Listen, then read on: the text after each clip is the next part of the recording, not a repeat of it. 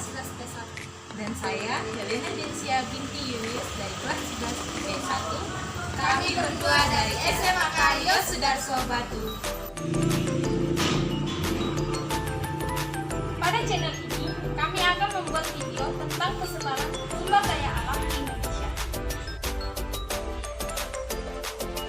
Indonesia merupakan negara yang terkaya atas sumber daya alam dan melimpah-limpah di setiap daerah.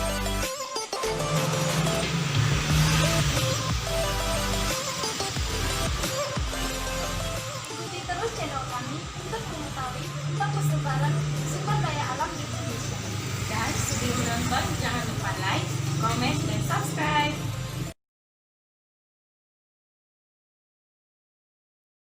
Peta konsep persebaran sumber daya alam di Indonesia yang akan kami bahas. Turun pada pengertian, yang pertama klasifikasi, yang kedua pemanfaatan, dan yang ketiga pengelolaan. Pengertian dari sumber daya alam adalah semua yang terdapat di dalam yang bisa digunakan oleh manusia untuk memenuhi segala kebutuhan hidupnya. SDA terbagi menjadi dua, yaitu hayati dan non-hayati. Apa sih klasifikasi? Klasifikasi itu merupakan unsur-unsur alam yang diperlukan manusia dalam memenuhi hidupnya. Sumber daya alam dibedakan atau dibagi menjadi tiga. Yang pertama berdasarkan sifat, yang kedua berdasarkan potensi, dan yang ketiga berdasarkan jenisnya. Berdasarkan sifat SDA dibedakan menjadi tiga, yaitu 1. SDN dapat diperbarui, merupakan sumber daya alam yang apabila dimanfaatkan dan habis, maka dapat dilestarikan kembali. Sumber daya alam ini dapat reproduksi dan memiliki daya regenerasi atau pulih kembali. Contohnya air, tanah, tumbuhan, dan hewan. Karena sumber daya ini bersifat terbatas, maka tetap harus dijaga kelestariannya. Pelestarian ini berfungsi agar keseimbangan ekosistem dapat terjaga.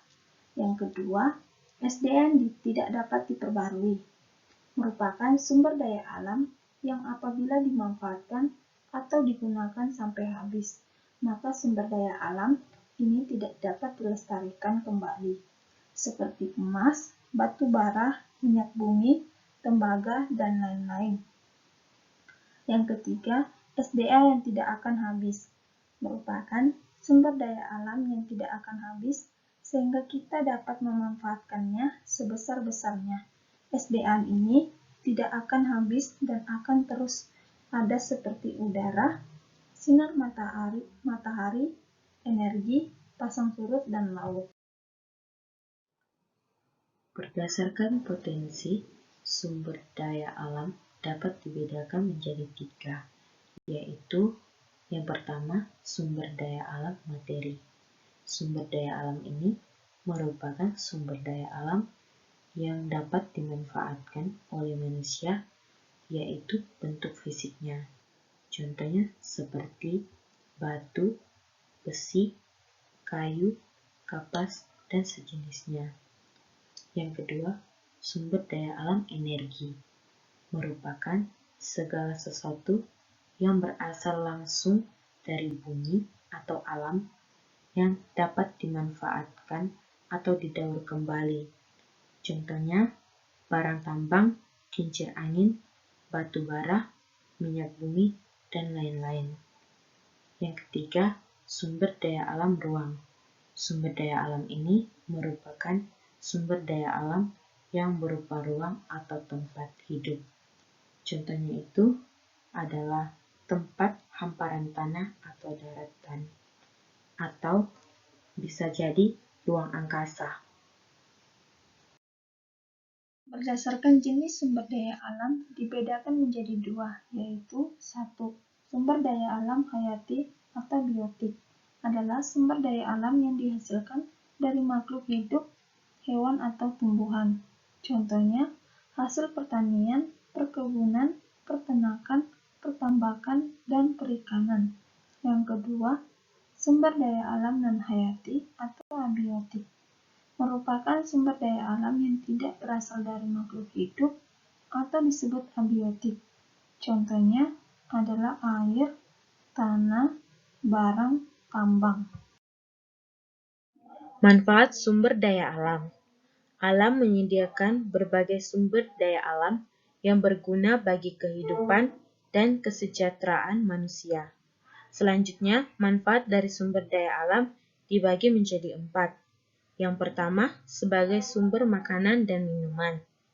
Air, tumbuhan, dan hewan merupakan bahan makanan dan minuman yang diperlukan atau dibutuhkan oleh manusia dan makhluk hidup lainnya untuk bertahan hidup. Yang kedua, sebagai sumber bakar dan energi. Alam menyediakan sumber energi fosil bagi kehidupan manusia. Selain itu, terdapat juga sumber energi alternatif seperti sinar matahari, gelombang laut, yang juga dapat dimanfaatkan untuk keperluan energi. Yang ketiga, sebagai pengembang ilmu dan teknologi. Adanya sumber daya alam akan memberikan manfaat dalam pengembang ilmu pengetahuan serta teknologi. Yang keempat, menjaga keseimbangan alam. Eksploitasi sumber daya alam secara bijak akan menjaga keseimbangan alam. Tetapi jika eksploitasi dilakukan secara berlebihan, maka akan membahayakan dan bahkan bisa menjadi sampai rusak alam dan lingkungan. Pengelolaan sumber daya alam berdasarkan prinsip ekofisiensi. Sumber daya alam dengan menggunakan biaya yang murah dan sedikit, mengurangi dampak negatif terhadap lingkungan. Ekofisiensi mempunyai 2 prinsip, yaitu 1. Mengoptimalkan daya dukung lingkungan.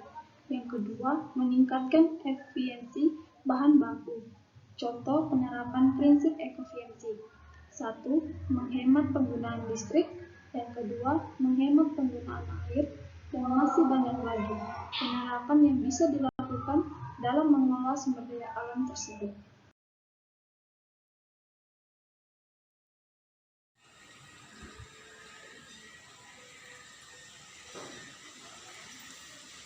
Sekian video ini yang dapat kami tampilkan. Semoga bermanfaat. Terima kasih. Tuhan memberkati.